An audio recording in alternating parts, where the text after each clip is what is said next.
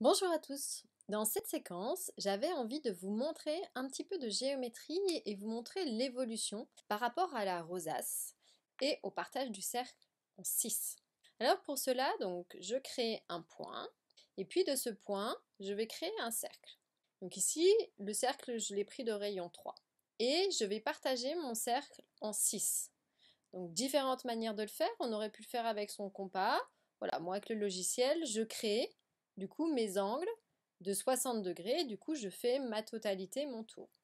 Et puis après, lorsque je relie mes points, je fais apparaître du coup mes axes qui vont me faire obtenir le partage en 6.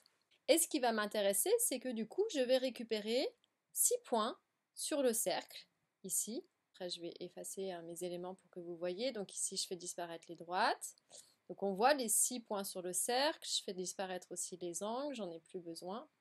Parce que ce qui m'intéresse, c'est ce que je vais montrer à partir de là. Et je vais, à partir des points ici, tracer des cercles. C'est-à-dire que ici, si je ne bouge pas l'écartement de mon compas et que je pique sur chacun des points, je vais obtenir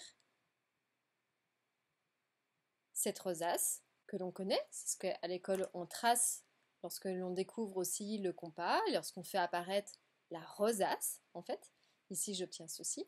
Et puis, ce qui va m'intéresser de vous montrer aujourd'hui, c'est si on bouge l'écartement du compas, que va-t-il se passer? Parce qu'on va pouvoir faire apparaître d'autres choses que cette rosace. Et donc, ce qui va m'intéresser, c'est les 6 points que j'ai fait apparaître au début. Donc, je vais faire éliminer le cercle central pour que on puisse voir. Voilà. Donc, ici, on a obtenu cela. Et en fait, je vais faire varier, donc via ce petit curseur que j'ai créé ici, la taille du rayon en fait. Donc ici, je vais augmenter la taille du rayon. Donc je continue à piquer sur mes 6 points, mais j'ai écarté d'un cran la taille de mon compas. Donc vous voyez ici, ça me fait apparaître une fleur un tout petit peu différente dans le centre. Et puis je vais l'augmenter encore un petit peu plus. Et puis encore un petit peu plus. Donc ici, les centres n'ont pas bougé, c'est juste l'écartement de mon compas que j'augmente. Donc vous voyez, ça me permet de faire apparaître une jolie fleur dans le centre, qui va devenir du coup de plus en plus importante. Et même du coup, à l'intérieur, vous voyez, on fait apparaître des sections qu'on pourrait mettre en couleur, en lumière. Donc je fais varier encore la taille. Donc vous voyez, ça grossit, etc. Donc, je vais diminuer un petit coup pour que vous puissiez voir. Hop. Et je continue à augmenter. Donc vous voyez, ça vous rappelle peut-être des choses qu'on faisait avec les spirographes. Et j'augmente encore, jusqu'à avoir doublé. Ici, j'obtiens cette forme. Donc vous voyez, j'ai un rayon de 6. À la base, je m'étais fixé sur un rayon de 3, sur la taille du premier cercle tracé. Donc si je prends le double du rayon, j'obtiendrai une forme qui ressemblerait à ça. Et puis maintenant, je vais décroître. Je vais repasser en dessous de 3. Donc je vais prendre des rayons qui sont plus petits. Là, j'étais à 3. Donc vous voyez, maintenant, je vais diminuer. Je diminue d'un cran. Je vais obtenir ceci. Donc vous voyez, l'intérieur, ça va être différent. Je diminue encore. Donc je diminue encore. Donc vous voyez, on peut faire apparaître une nouvelle forme géométrique à l'intérieur. Ici, en fait, j'aurai d'autres, à chaque fois, je vais avoir d'autres styles. Donc là, je vous montre en m'amusant, en variant. Jusqu'au moment où, vous voyez ici, on a un entrecroisement très très fin. Donc vous voyez, ici maintenant, les cercles, ici, il n'y a plus d'espacement. Et on a une jolie petite étoile incurvée à l'intérieur. Et je vais diminuer encore.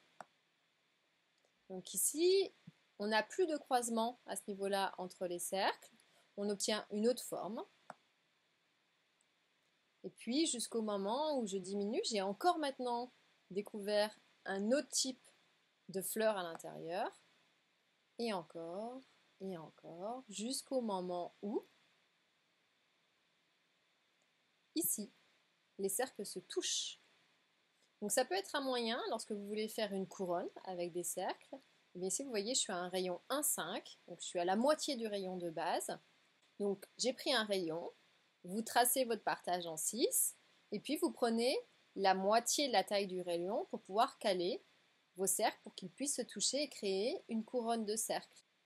Et puis je diminue, et plus je vais diminuer, puisque ici c'est le dernier moment où ils se touchent, si je diminue encore, les cercles vont donc s'écarter et s'isoler et ne plus se rencontrer jusqu'à avoir des cercles tout petits.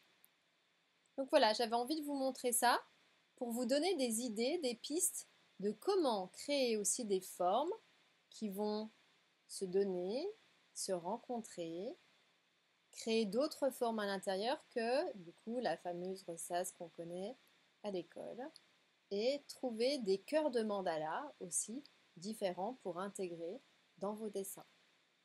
Voilà, j'espère que cette petite vidéo de construction géométrique vous aura plu.